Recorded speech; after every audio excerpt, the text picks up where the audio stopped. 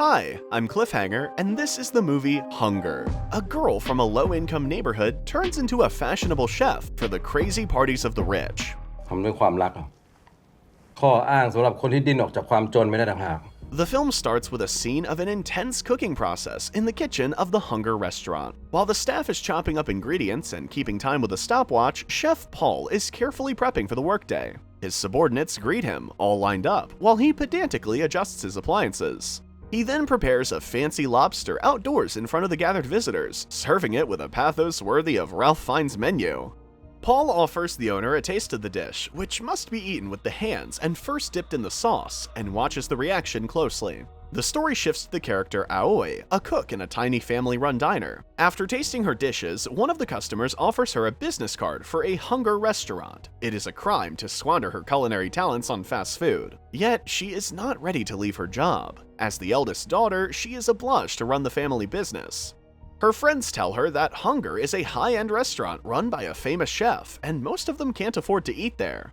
In the evening, Aoi Googles information about Chef Paul. Clients write raving reviews. Impressed by the opportunities, she agrees to a job interview and finds herself in a luxurious skyscraper, where she feels uneasy due to her low status. While waiting for the boss, she looks around the kitchen. A sudden shout makes her drop the knife. The cooks stare at her without explaining anything. Aoi is about to leave, but runs into Paul. The staff lines up at rigid attention. It turns out that there are two candidates for the position. The second candidate opens his mouth without permission and gets reprimanded for it. The test assignment is to fry rice. A culinary duel ensues. The guy performs gastronomic magic, while the girl obediently follows the order, fries rice without showing off. Paul is more impressed with the dutiful Aoi than with the pretentious upstart, whom he rewards with a bream and a trip home.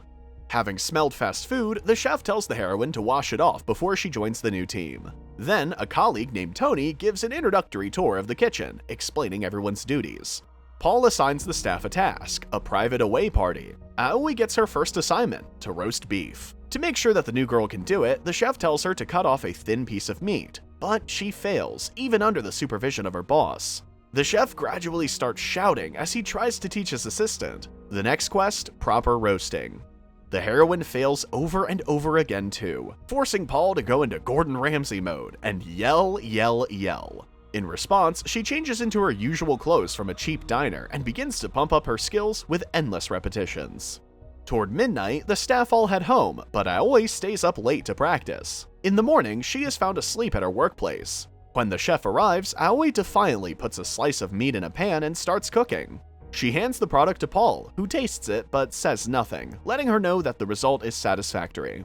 Tony hands the heroine a napkin to wipe the oil off her burned hands. At the party, Tony explains to the heroine who the guests are. The poor girl is not used to seeing celebrities and politicians so close. Soon, she has to grill meat in front of famous guests, who not only want to eat, but also enjoy the show from a famous restaurateur. Aoi gets her first round of applause for her skills. The team then proceeds to serve the meal, which is extravagant and pretentious.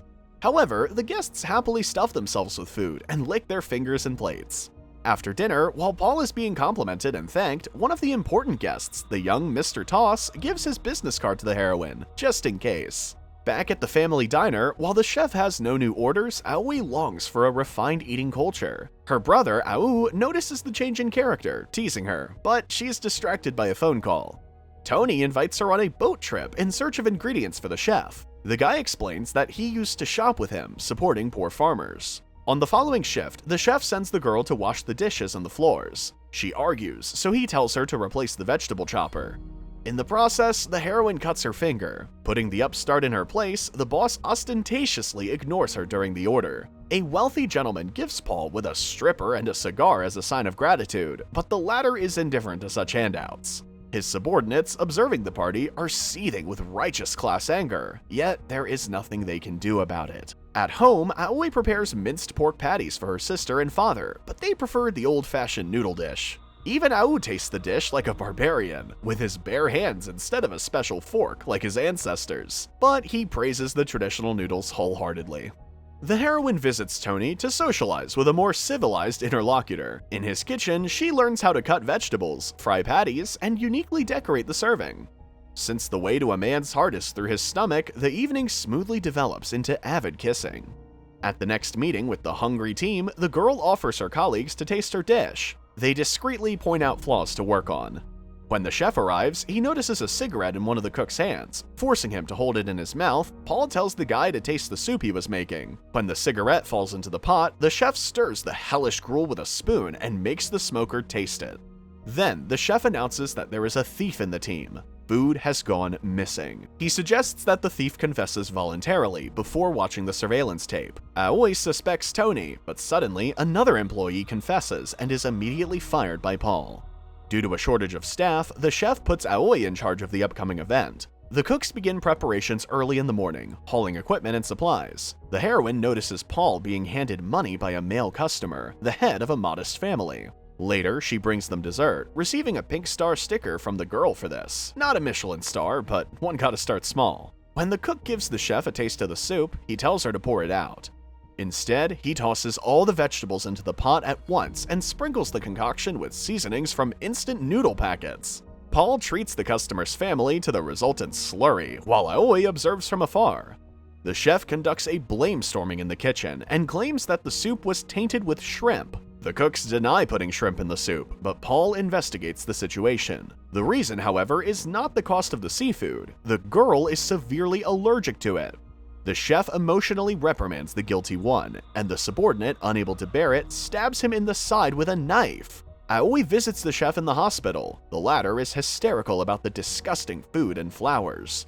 She brings him a dish she made herself, a regular noodle dish made according to the family recipe in a plastic container. Yet, a professional chef immediately identifies the ingredients and the recipe just by tasting it. Made with love is a professional beggar's excuse, he says. When asked what drove him to become a chef, Paul tells of a poor childhood. His mother was a maid to rich people, and she kept him around. One day, he took a jar of black caviar out of the refrigerator, but being caught stealing, he dropped it and broke it.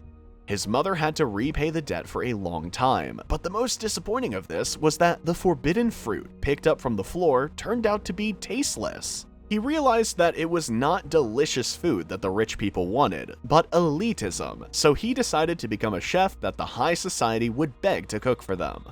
When Aoi returns home, she sees a closed diner. Her father got sick and went to the hospital. Aoi goes there and sits beside him while he is recovering from anesthesia after an operation. The news reports on the tragic death of an entire family, the same one she recently catered for. The father shot and killed his wife and daughter, then shot himself because of the bankruptcy. The next order brings Paul's team into the wilderness of a national park, where a hunter wants to taste fresh game with no need to worry. The victim is a rhinoceros bird. After the photos are taken, the prey's throat is slit to drain the blood. Aoi wonders if this is legal, but the chef replies that their business is to cook, not to be tormented by moral dilemmas. Most of the food was once living creatures anyway. Yet, this is no excuse for the girl. She removes her apron and leaves the elite team to return to the tiny family-run diner. She enlists the help of Mr. Toss, who promises to make her the youngest and most beautiful chef in the country. He shows her the place where he plans to open a new restaurant. Aoi offers Tony to go under her supervision, but he refuses. She soon tries to diligently copy Paul's methods by paying extra attention to serving and communicating with the staff. However, Toss does not appreciate her efforts. He sees imitation rather than individuality. Trying to find her identity, the heroine even sets a fire in the restaurant. Soon, the establishment with the laconic name Flame opens its doors to the first visitors. Enthusiastic customers take photos of her at work. Aoi shows her father's compliments about Aoi. However, the success does not bring her peace of mind as she visits Tony, whose restaurant is on the verge of closing.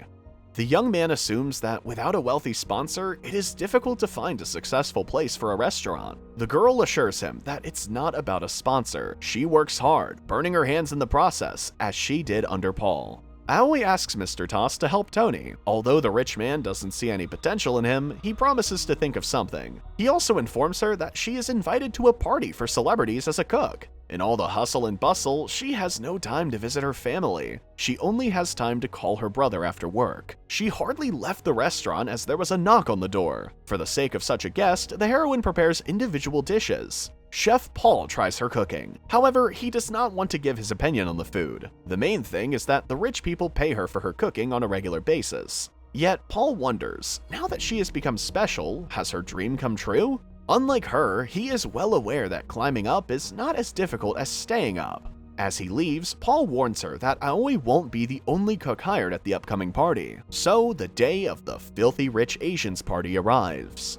The guests prefer to take pictures with Paul, which infuriates Aoi, but Toss brings Tony to cheer up the girl, who is facing a cooking battle with her former boss. Aoi's dish wins the first round. The guests are delighted with the taste and serving. Then Paul retaliates immediately with a performance. The color of the lights changes to blood red, and half a beef carcass descends from the ceiling on chains. Paul, like a mad samurai, shreds the carcass with a huge knife, then sprinkles it with spices and sets it on fire. The roasted carcass is laid out on the table along with the knives. The chef cuts off the first piece for the hostess. Afterward, the guests, like savages who have forgotten all about manners and cutlery, grab the food with their hands. The gazes of the heroine and her opponent cross. The man feels superior. But Aoi does not give up. She cooks a simple dish without pathos, noodles according to her grandmother's homemade recipe. The meal is served with a heartfelt speech about the value of family. In response, Paul pours soup into bowls.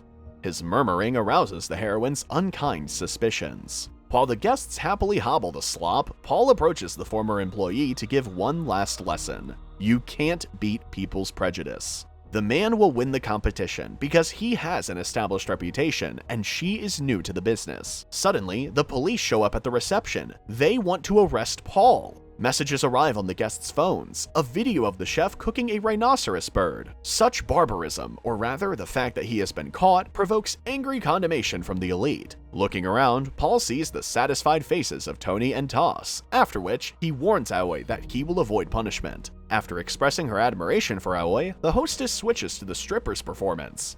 Toss says that she has a great future. Overthrowing Paul is a great way of promotion. Tony provided the tape in exchange for help with the business. However, the girl is not pleased with such a victory. She walks away. The heroine looks at the rich people, mindlessly and carelessly living their lives, while they bust their asses to satisfy their whims, eager to impress powerful strangers.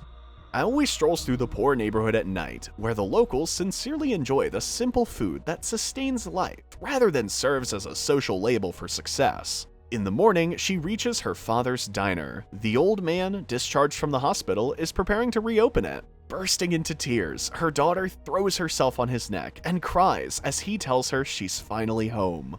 When the whole family is reunited, the heroine picks up an old frying pan and goes behind the stove. She decides to remain a cook here, where she belongs, not in a pretentious world of rich people. Aoi starts cooking, and that's how the movie ends.